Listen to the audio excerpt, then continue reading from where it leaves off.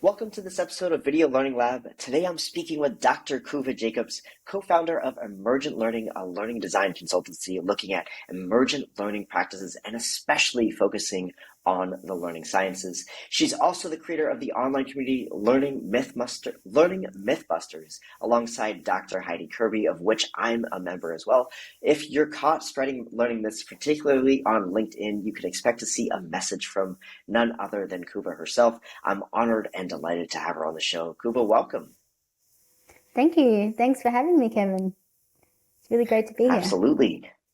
Yes, wonderful to have you. So I'm excited to have you because I have two Kuva stamps on my community card punched. I've had you comment on a post from a previous guest about the Ebbinghaus forgetting curve, which I know you're one of those learning myths that you're working on correcting within the online community. And I'm also a member, as I mentioned, of the Learning Mythbusters community. So again, I'm very excited to have you on here. For those listeners who are just tuning in, as if we're on radio, can you tell them a bit about yourself? Sure. So I started my life doing a degree in computer science and maths. And when I got to the end of my degree, I actually wanted to go a bit deeper into what I'd learned, because what I found was the way that they taught it was very theoretical, very hard to understand. And so I then did my honors and then my PhD, looking back in the day before learning design was really a thing, looking at how people could actually visualize mathematics and how they could bring the equations to life and make it interactive so that it became something more tangible and easier to understand. From there, I decided I was going to leave academia and venture into the big bad world of corporate learning. And I've since worked in almost every field that you can imagine in the corporate space. So yeah, currently I have a number of clients across probably my passion projects at the moment that I'm really enjoying in the sustainability sector, because I find that that's something really important. I've also worked in healthcare, in other government areas, banking, finance, telco, you name it. So I've sort of seen everything. But what's really important to me is that when we're developing learning solutions, that we're not just building learning for the sake of it, that we are actually trying to solve a real business problem and trying to have a real impact for our learners. And part of that is obviously, designing those solutions that will have deliver actual value to the business. Yeah. No, I think that's great to hear. Like many of the, I feel like many of the big voices that I see either on social media or representing the learning community, everyone's almost an accidental learning designer. They started with some other intention and then they ended up falling in love with learning. So it's nice to see that that has happened for you as well. I'm curious. Of course, I know you very much from the learning myth busting, and I'm curious, in your career on this journey you've been on, what was the event or what made you start the Learning Mythbusters community? Uh, yeah, so I think it started with a post that I made, which was the learning pyramid post. And obviously you might be familiar with the usual Mythbuster learning period, which is called Dale's Cone. And however, the one that I created was a pyramid of learning myths that included a whole bunch of different learning myths. I try really hard to take a little bit more of a lighthearted approach to busting myths and, look at what are the things that are cropping up that just don't make sense. And, some of them I try to be a little bit less serious about, as well as I flag those things, because it can get very heated, but it's also, how do we make this fun? How do we make it something that everyone's happy to engage in and talk about instead of feeling attacked? Yeah, right. And I think like anything that when it comes to social media, you don't always necessarily see the best of people. So I think it is important to have that lighthearted approach, but also what you're mentioning, it's still important to educate folks. I guess with the learning myths that keep cropping up, before we dive into those, I'm curious, why is it so critical to be debunking the learning myths? I mean, is it really doing harm uh, to show up the learning pyramid or to show off Dale's cone of experience? Yeah, absolutely. And I think it's a good question because I think people have received a little bit of flack for calling out learning myths. Sometimes people are a bit frustrated and their tone comes across not quite as gentle as what it could be. But I think the reason why people get frustrated is because it is undermining the credibility of our industry when we have all of these different theories that have been obviously debunked by science, debunked by research, and yet heads of learning, very important people, are continuing to spread these myths on LinkedIn. And on top of that, they get a lot of visibility and traffic and so forth. They've got a nice, pretty picture. They're very eye-catching, and people who don't know any better are going to click like on them, and that then continues to propagate. So that does make people frustrated, but it does need to be addressed carefully and in a positive way. Mhm. So I think with that, let's get into it. I think there's something in here today for those folks who are very experienced instructional designers, or those that are just getting into the field. If you're a transitioning teacher, we have some important wisdom for you here as well. So what we have for you today, I think, Kuva, we've prepared, or rather you prepared, some of the top learning myths that we hear or see across the learning industry. And so we'll tackle some of the most prevalent ones and talk a little bit about. I think it's important not only just to tell us what it's about, but I don't think these myths come out of the blue. They come from a place where people are trying to understand or apply a technique or apply a practice that's happened. So the first one that I wanted to start with, I think, and is one of the most prevalent in on LinkedIn in particular, is this idea of learning styles. So Mm. I'm sure a lot of folks who are listening just had a gut clenching reaction. But can you talk a little bit about, start us off? What is learning styles, and then what is that myth, and where does it come from? Sure. So the interesting thing about learning styles is I went and looked back on my PhD, and I feel really old saying how long ago it was, but it was a while ago now, okay? And when I look back on my PhD, I was like, did I reference learning styles in my PhD? Shame on me. Well, I did, but what I referenced in my PhD is that there are actually 17 different learning style models. Mhm. So when you think about learning styles, we usually think about one, which is the VARK model: visual, auditory, kinesthetic, and what's the other one? I always forget them. Anyway, try to forget them. Maybe I'm doing it on purpose. But anyway, like that model has been proven over and over again that it's actually not true, because what it's actually doing is it's putting the learners into boxes. So it's saying you're either visual, or you're either auditory, or you're kinesthetic, or you're reading, We can writing. find That's this. that. You either like to read and write, or you're visual, you're auditory, or you're kinesthetic. And the idea that you're sitting in one of these boxes is really quite crazy when you think about it, right?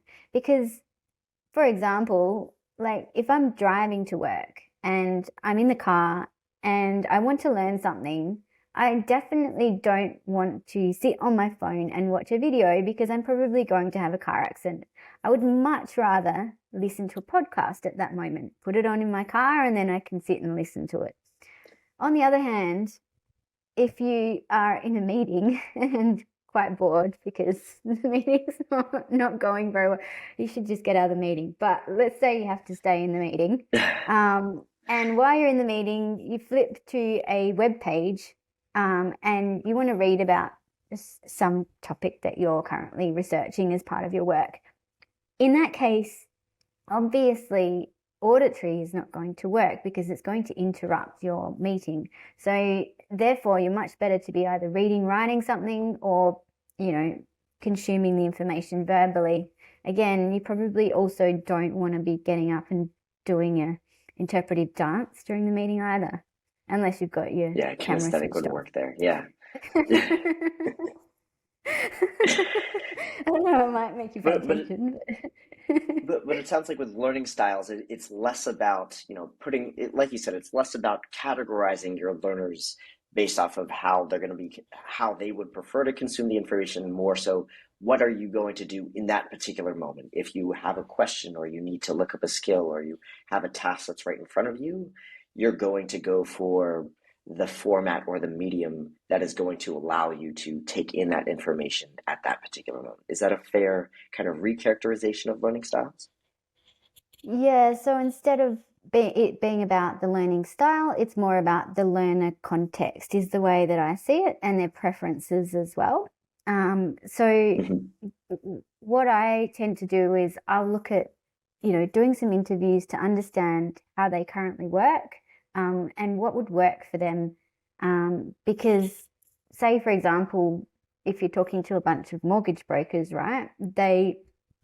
And you're developing some training for them, and they're like, look, I'm really busy from this time to this time, and then I have a 15-minute window where, if I could get some learning at that 15-minute window, then that would really work well for me.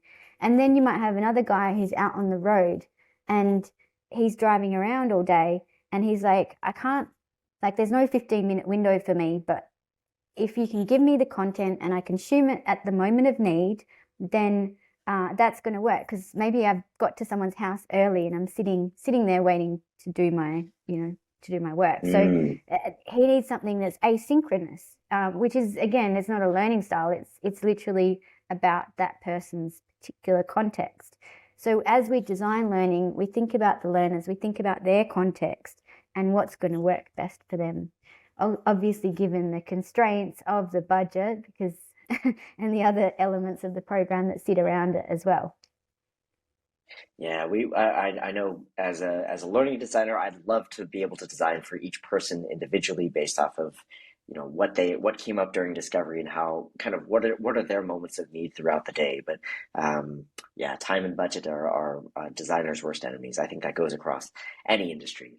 Um, so that's learning styles. Let's go on to the next big learning myth on here, which you said this was in the format of your original post, but let's talk about maybe this is a different version of learning styles, but the learning pyramid. That's something that we've seen over and over and over again. Can you talk a bit about Yeah. the learning pyramid, and kind of what is that? Yeah, so the learning pyramid, or Dale's pyramid, is it's basically, the basis of it is really fair and quite understandable.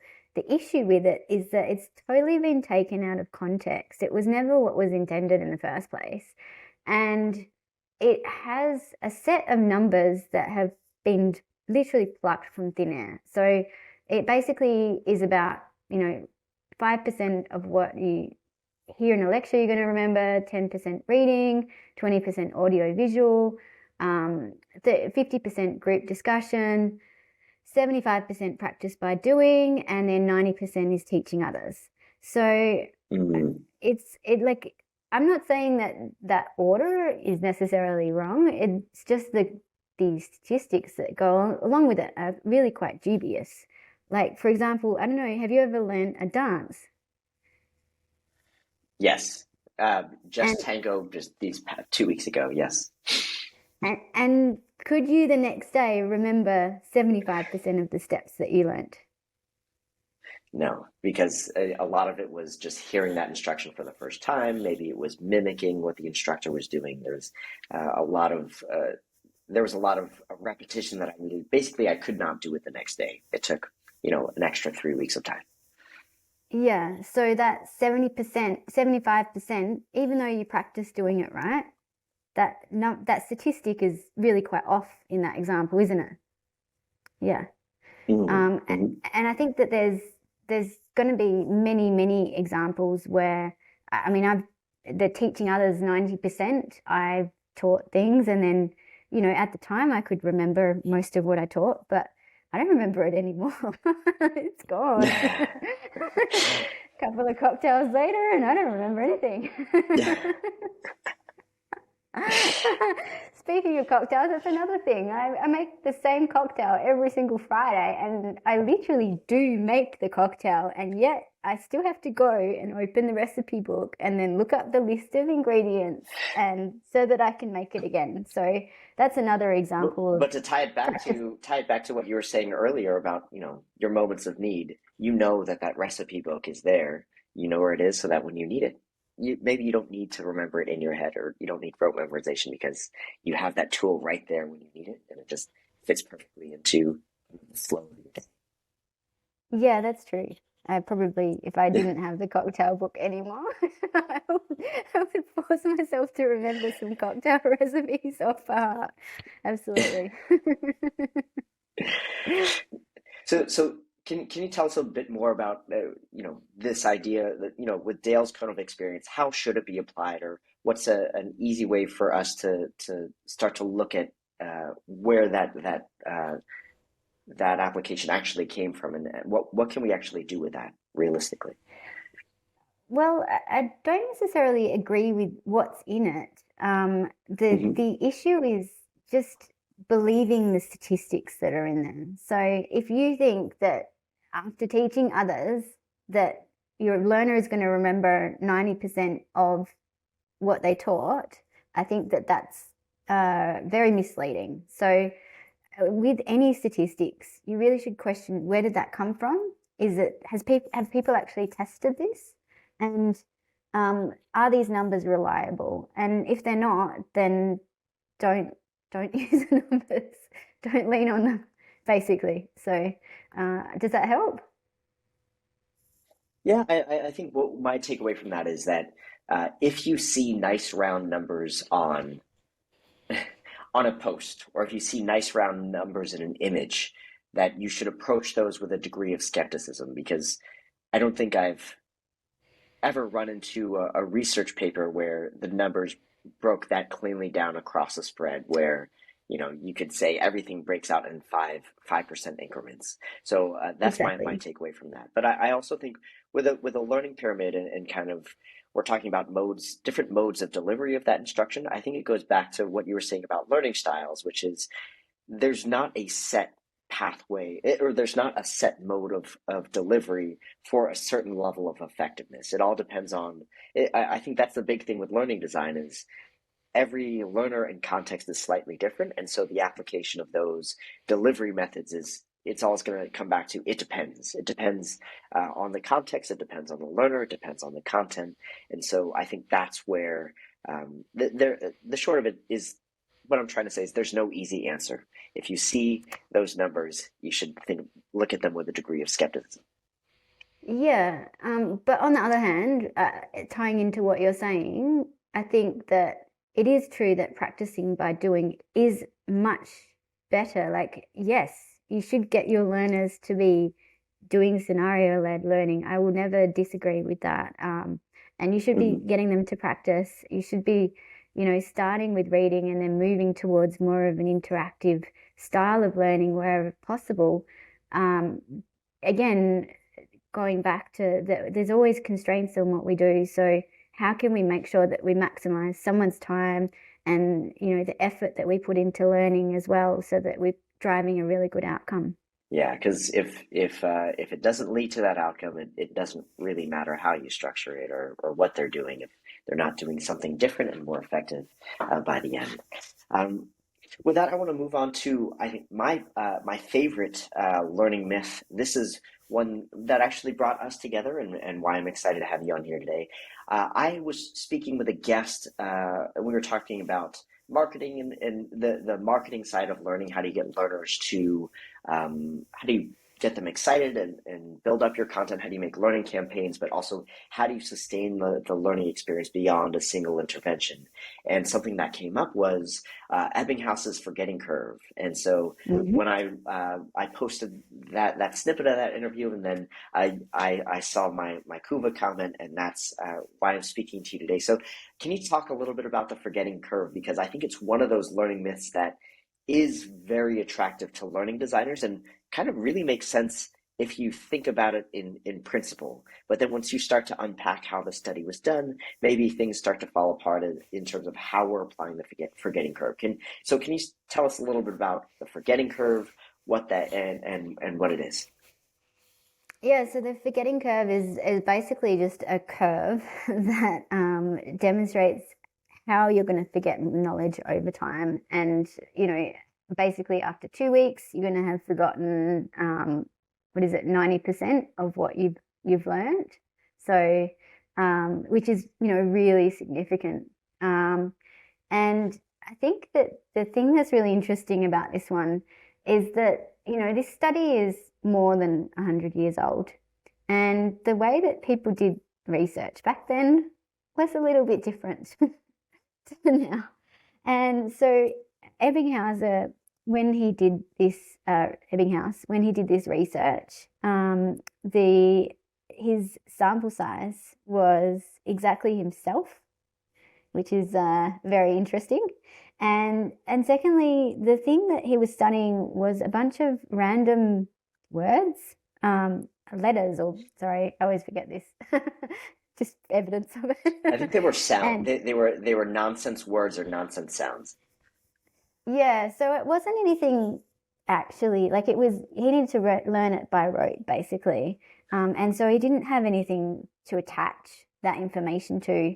And when you read any of the more modern learning theories, they're generally based on constructivism. And constructivism says that whenever we learn new knowledge, we need to integrate it with our existing knowledge structures. So therefore, when you're trying to think about forgetting, if you think about trying to learn, you know, a phone number or something or a word in a language that you've never ever spoken and doesn't sound familiar to any languages you know, it's very different than if you're trying to remember a word in a language that's similar to a language that you already speak, or a fact that somehow relates to you. And so the idea that forgetting is this nice curve, not related to what you're actually learning and the experience that you've just had, is really a little bit strange. And especially when the study itself didn't look at those different factors in terms of remembering. Mm-hmm. So they have tried to repeat the study, but even that was dubious in the way that they approached it. And what I recommend is that instead of looking at the forgetting curve, instead thinking about spaced repetition, which is quite similar. So the idea is that as you forget something, if you are then prompted to bring it back into your consciousness again, it's going to strengthen up those neural networks that are existing and that might have sort of weakened as you were starting to forget. And each time you cycle through, so you see a piece of content, and then a week later, ideally you see not the same piece of content because that can be a little bit boring, but you know, something similar, and it's hopefully building on what you've just learned, so that way you're strengthening that part of your memory. That's the way that I would Mm-hmm. suggest approaching this instead. Mm-hmm. So instead of worrying about kind of if you have a single intervention that, you have this big training with folks and you're, worrying about, 2 weeks out, are people still remembering this? It's maybe more so giving them the tools to keep that learning alive, to drive core concepts home or key skills and give them, I don't know, a popular way uh, that I've used is more job aids and thinking about specific performance tasks or like checklists that you could use to keep that learning alive and actionable. But to what you're saying, it's more about what are the ways you can strengthen those new connections that you've made, which I think is incredibly important. I think another one that I've heard that is very useful is it's more useful rather than looking back at highlighting in notes. It's more important to generate, try to recall, quiz yourself and come up with that information on your own rather than referring back to your notes. Or perhaps I've stepped into another learning myth. I'm not sure. Yeah, so yeah, when I think the other thing that's interesting for me about the forgetting curve is so I learned a term called obliterative subsumption, and that's an Wow. interesting term because it's basically saying inside your brain you've got all of this information and like it's like cupboard's getting really full, right? Okay, I can't keep everything in the cupboard. I need to throw some things out of the cupboard. So that is the obliterative subsumption is what is the things that I'm going to throw out of the cupboard? And the way that our brain works is literally the things that, unless we've marked it as important in some way, or maybe it's at the very back of the shelf, all the other things will stay, but those things are the ones that are going to get cleaned out. So it's just a different way of Mm, thinking about it. I love the movie definitely. The Inside Out as well. Have you seen that? Have you seen the movie Inside Out? Yes. Yes. Yeah, you can always visualize that obliterative subsumption in that movie as well, right? When the balls start to get chucked They just start. into the hole. Yeah, yeah. It's interesting because well, first of all, Inside Out is an incredible movie, but also when you talk about when you brought up this idea of obliterative subsumption, hearing you explain it kind of reminded me of another learning myth that I may have heard, which is the myth of unlearning. Um, Ah, yes. and I'm wondering if we have at least one more learning myth we want to talk about. But can you talk about, since that just came up kind of naturally, can you talk about unlearning? Because I think when you talk about emptying the cupboard, it's kind of not emptying the cupboard, but it's really just those things just falling to the back, kind of out of disuse. With unlearning, what is the myth there? Yeah, so in the background, Marcus Bernhardt, I'm not sure if you know him. He's Hmm. um, very well known. And he and I started to have a conversation about this. We started on LinkedIn and then we ended up trying to pull an article together. We need to loop ourselves back and finish this article to try and explain because it is actually really quite complex, the idea of unlearning. But I think that where it's a myth is that where we got to is that unlearning suggests that you're taking away knowledge, right? So it's like, when you have something in your brain and then, like, say, for example, uh, the example that I came up with is that when you're a child, you identify tomato as a fruit, sorry, as a vegetable, right? So, because it gets served with pasta, and you've got all these associations of tomato and the vegetable, but then you get to school, and then your science teacher says, no, tomato is not a vegetable; it's actually a fruit. Okay, and so, what happens to all these associations in your brain with it being a vegetable? Do they all just disappear? Like, do you just delete them all because you're like, oh, that's not true? No, they still stay there. So, you're kind of building on top of this existing knowledge structure that, hey, tomato is a vegetable. No, actually, it's not a vegetable, it's a fruit. And then if I come along and I say, well, actually, I'm going to blow your minds a little bit more because it's both. It's a fruit and a vegetable. From a culinary perspective, it's a vegetable, and from a botanical perspective, it's a fruit. So now you've got this another structure that's saying, hey, these are both right. And your brain won't just say tomato is a fruit or tomato is a vegetable. No, it's going to have this whole ladder structure inside your brain looking at all of these different points. And so, whereas, and so it's not really unlearning, it's actually kind of recoding would be the best word that we came up with for it. That you're like literally Mm, still got all of the same structure, but then you're adding things on top. So imagine a Word document that you've gone in and edited it, and all of your edits, all of your track changes, everything is still in there. So you've got the old stuff and the new stuff.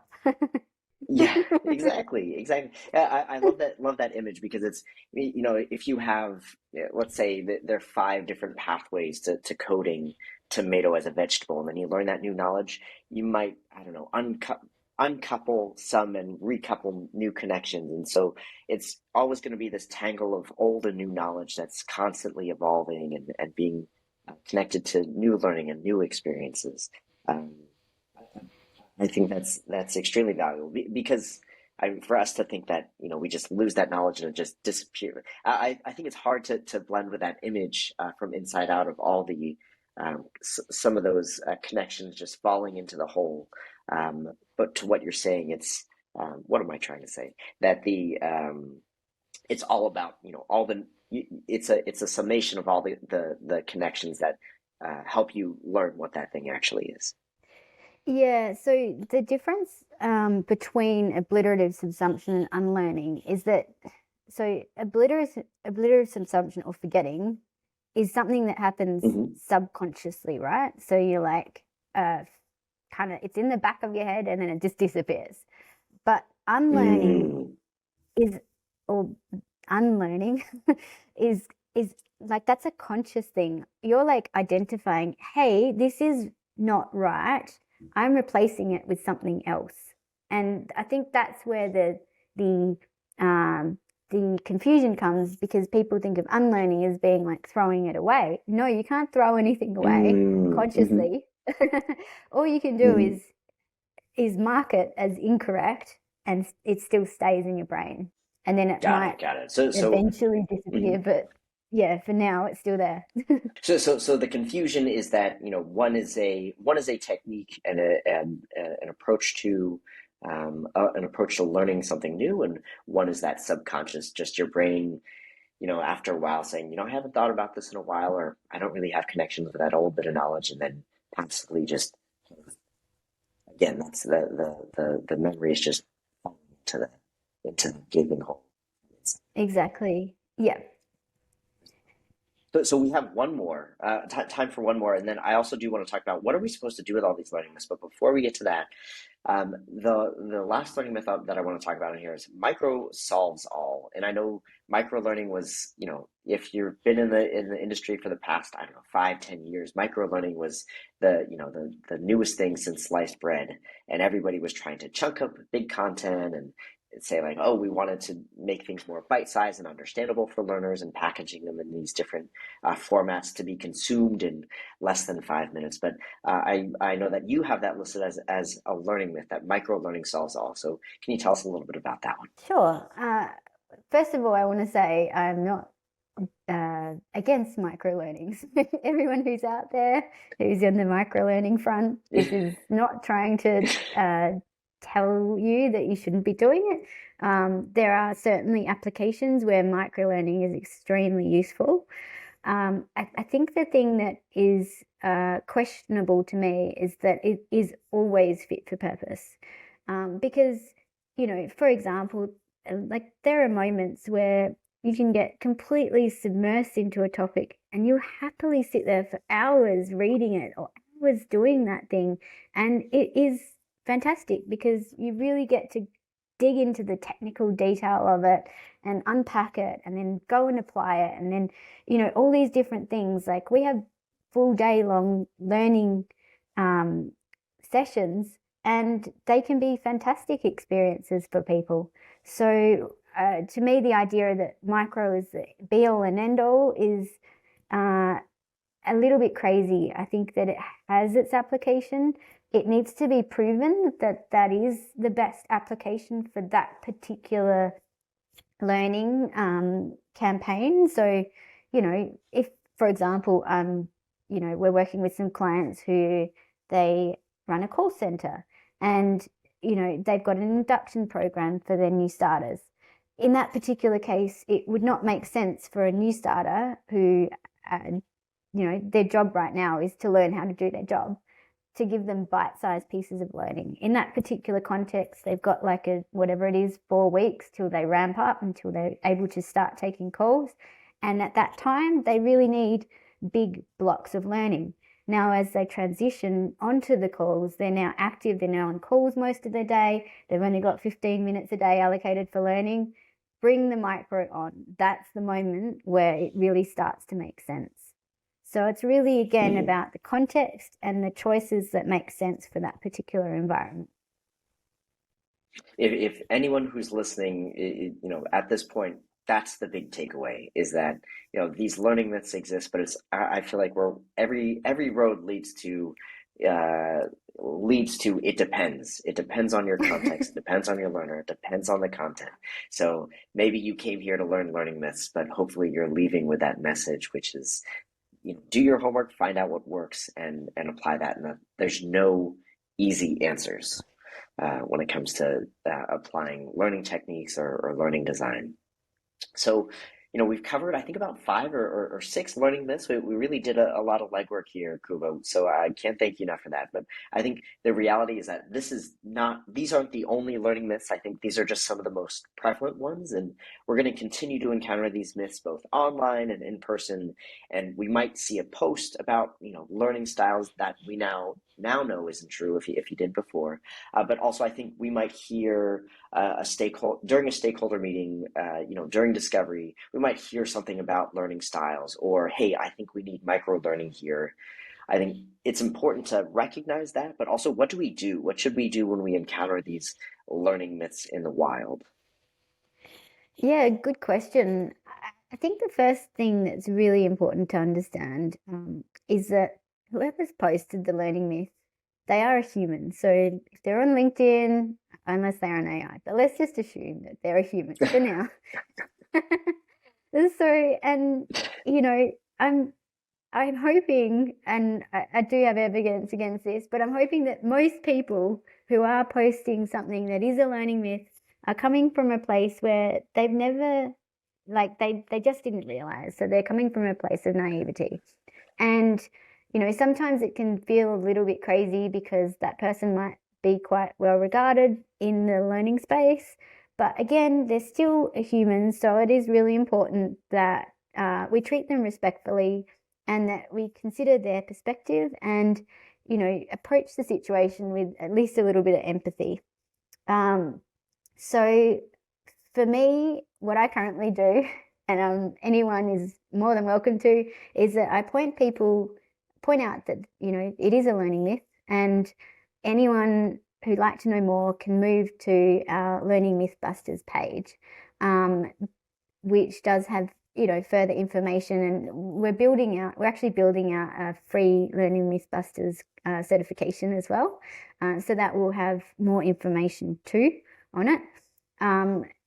But there is already content inside of the Learning Mythbusters group if you have a little bit of a look through it. The second thing that I would be looking at is how to respond to them in a positive and tactful way. And one of the things that I like to do when I'm facing someone who's, that's what they believe, is to point out an example, and I've done this already a few times during the podcast, of my own experience that counteracts with what that learning style is saying. So for example, not learning style, the learning myth is saying. So, if it's learning styles, pointing out that, if I'm in a car, I really don't want to watch a movie on my phone. All of these, counter arguments can be quite helpful to just say, look, this is not my experience. And that way you're not attacking the person. You're just saying, hey, I've experienced something quite different in my life, or I've seen something different with my learners. Can you explain this to me? What's the discrepancy between what you're trying to propose and what I have seen?